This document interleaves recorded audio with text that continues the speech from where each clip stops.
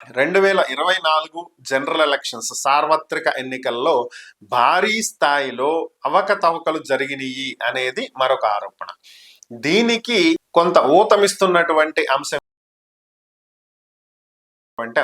అదేంటి అంటే, ఆంధ్రప్రదేశ్ లో ఆయన కొన్ని పోలింగ్ బూత్లను ఉద్దేశించి ప్రత్యేకంగా మాట్లాడటం జరిగింది. ఎందుకని వీటి గురించే మాట్లాడటం జరిగింది అంటే, సాయంత్రం 5 గంటల వరకు జరిగినటువంటి ఓటింగ్ 64% అయితే, సాయంత్రం 5 గంటల నుంచి 8 గంటల వరకు జరిగినటువంటి ఓటింగ్ చూసుకుంటే 65 to 66%. అంటే దాదాపు 3 గంటల్లో పెరిగినటువంటి ఓటింగ్ పర్సంటేజ్ 1 to 2% మాత్రమే.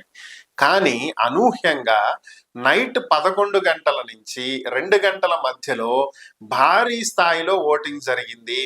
ఆ టైంకి వచ్చినటువంటి ఓటింగ్ పర్సంటేజ్ 84%. అంటే కేవలం 2 గంటల 15 నిమిషాల సమయంలో భారీ స్థాయిలో ఓటింగ్ ఏ విధంగా జరిగింది, అది కూడా 3500 పోలింగ్ బూతుల్లో ఆన్ యావరేజ్ 17 లక్షల మంది ఓటు హక్కును వినియోగించుకున్నారు.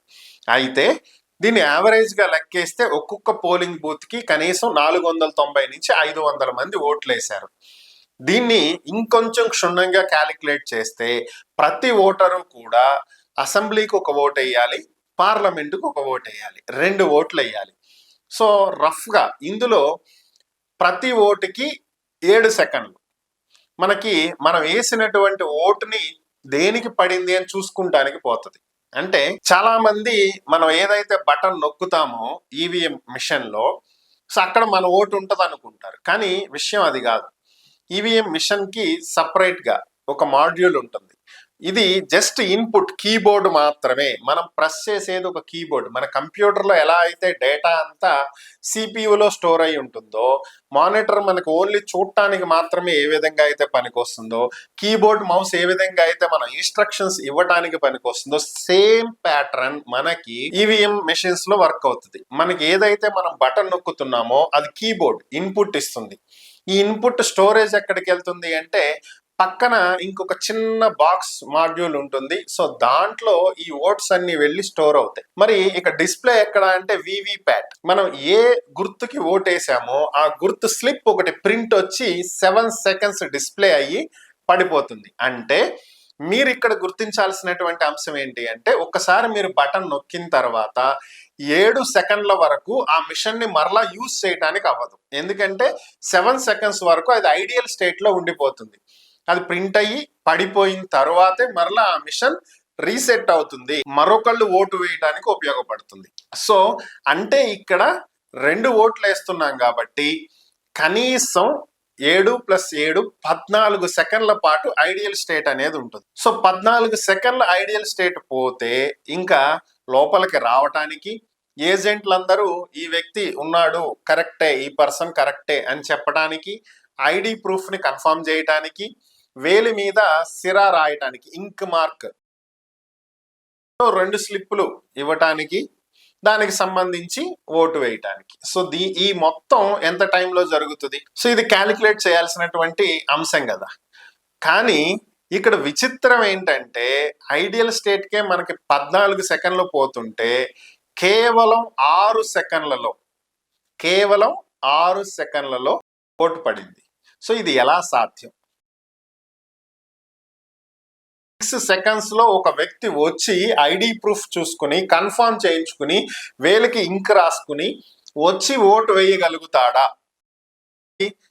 ఆయన ప్రశ్నిస్తున్నటువంటి అంశం. ఎందుకు అంటే ఇది ఆయన చెప్తున్నటువంటి ఇది కాదు. Election commission of India official గా ఇచ్చినటువంటి రిపోర్ట్ లో, డేటాలో ఉన్నటువంటి అంశం. ఈ టైం నుంచి ఈ టైం వరకు ఇన్ని ఓట్లు పోలైనవి, ఇంత పర్సంటేజ్ వచ్చింది అని. సో మరి మిడ్ నైట్ ఇంత మంది క్యూ లైన్ లో నుంచుని ఓట్స్ వేస్తుంటే మీడియా దాన్ని ఎందుకు కవర్ చేయలేదు? మీడియా ఎక్కడికి పోయింది? భారీ స్థాయిలో ఓటింగ్ జరుగుతుంది అనేటువంటి వార్తలు ఎక్కడా టెలికాస్ట్ కాలేదు, ఎందుకని? First point. సో మీడియా వదిలేయండి. Election commission of India CC cameras arrange చేస్తుంది కదా, ఆ సీసీ